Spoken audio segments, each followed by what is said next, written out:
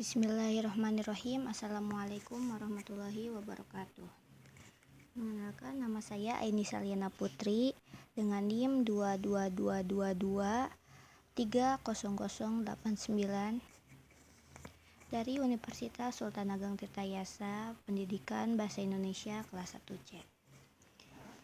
Di sini saya akan menjelaskan materi pengantar linguistik tentang sejarah, perkembangan ilmu bahasa, linguis, dan tugas linguis.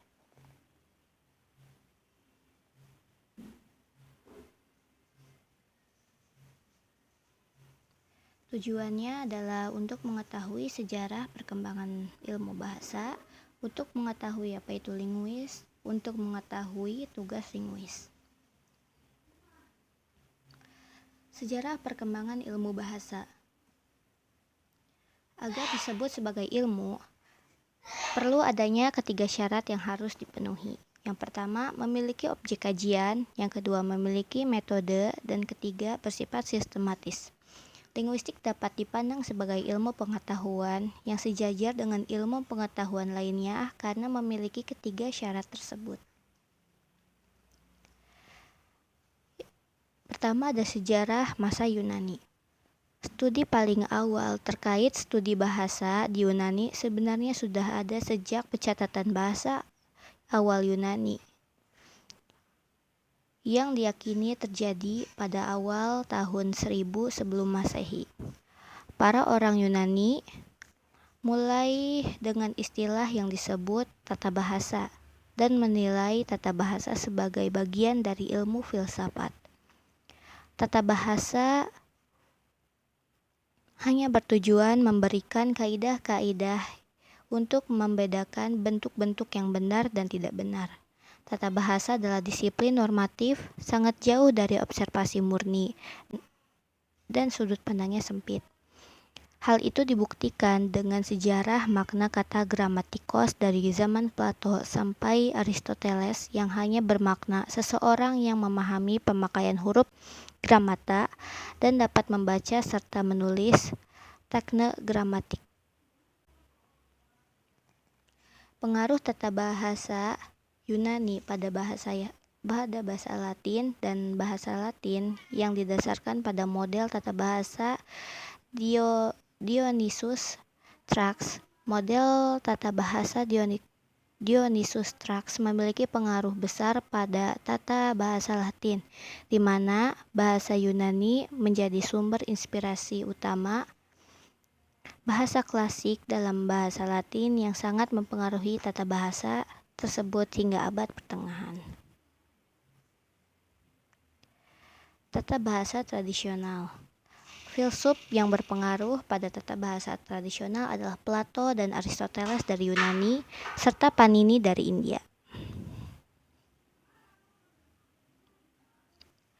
Konsep dasar Plato. Plato berpendapat bahwa bahasa adalah physis atau mirip realitas. Konsep dasar Plato yang menjadi pijakan dalam perkembangan bahasa adalah onoma dan rema.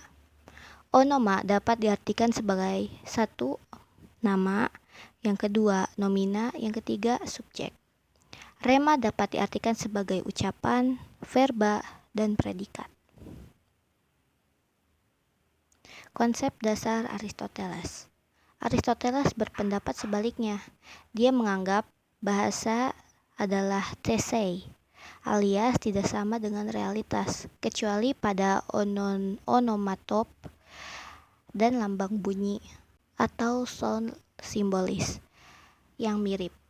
Aristoteles menambahkan pandangan Plato tentang tata bahasa, yaitu sindesmoi yang dapat diartikan dengan konjungsi atau preposisi. Di India muncul buku Vyakarana karya Panini.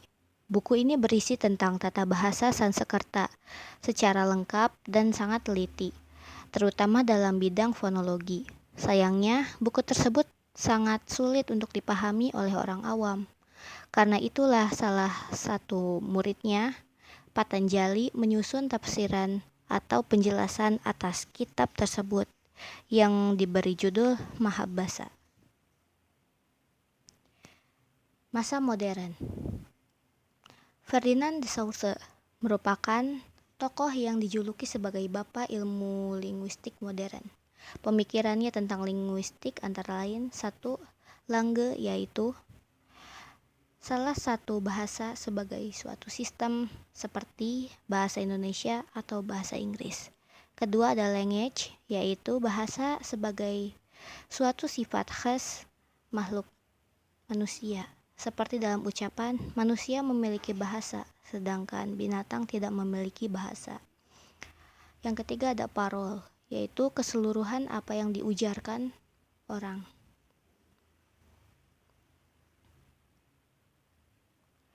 Linguistik abad ke-19. Linguistik abad ke-19 memiliki ciri, yaitu sebagai berikut. 1. Penelitian bahasa dilakukan terhadap bahasa-bahasa di Eropa, baik bahasa-bahasa Roman maupun non-Roman. Bidang utama penelitian bahasa linguistik historis komparatif.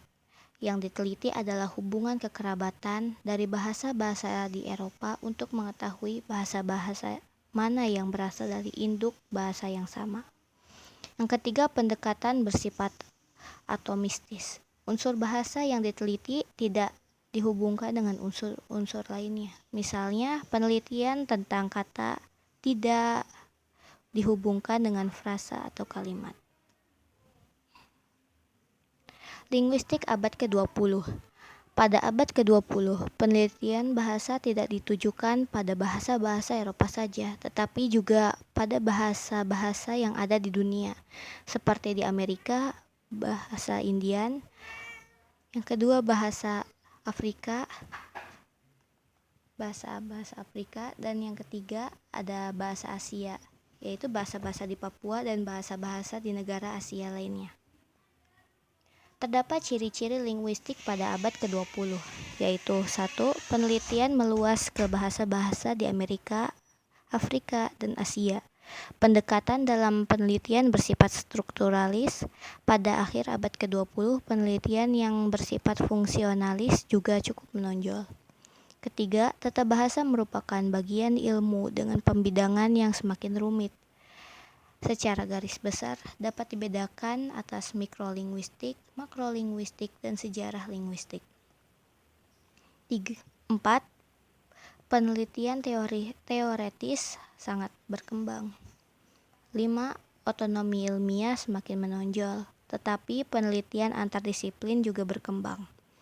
Yang keenam, prinsip dalam meneliti adalah deskriptif dan sinkronis. Yang kedua ada linguis. Dalam bahasa Indonesia, istilah linguis merujuk pada ahli linguistik yang berasal dari kata dalam bahasa Inggris yaitu linguist, yang berarti seseorang yang fasih dalam berbagai bahasa. Namun, sebagai istilah ilmiah, linguis diartikan sebagai ahli bahasa. Seseorang yang menguasai berbagai bahasa yang disebut poliglot atau multilingual belum tentu memiliki kemampuan mendeskripsikan secara teoritis atau menganalisis bahasa-bahasa yang dikuasainya. Oleh karena itu, orang yang menguasai banyak bahasa tidak selalu dianggap sebagai ahli bahasa atau linguis. Sementara itu, linguis harus memiliki kemampuan mendeskripsikan, meneliti, dan menganalisis bahasa dengan bekal teoretis yang dimilikinya, meskipun bukan bahasa yang dikuasainya. Dengan demikian, penggunaan istilah linguis yang tepat hanya diberikan kepada seseorang yang memenuhi kriteria tersebut. Yang ketiga ada tugas linguis. Tugas-tugas seorang linguis atau ahli bahasa adalah sebagai berikut. 1. Menyelesaikan deskripsi atau pemberian yang terperinci mengenai bunyi-bunyi, bentuk-bentuk, dan kosakata sesuatu bahasa, termasuk bahasa-bahasa tak tertulis yang belum pernah dideskripsikan atau diberikan. Kedua, mengadakan studi komparatif. Yang kedua, mengadakan studi komparatif atas dua bahasa atau lebih untuk menentukan kekerabatannya. Dan ketiga, menentukan hakikat dan taraf variasi dialek dalam suatu bahasa. Yang keempat, mengadakan kajian mengenai sejarah bunyi-bunyi, bentuk-bentuk, dan memahami suatu bahasa. Yang kelima, menjelaskan teori umum mengenai linguistik. Demikian yang bisa saya sampaikan, kurang lebihnya mohon maaf. Terima kasih. Wassalamualaikum warahmatullahi wabarakatuh.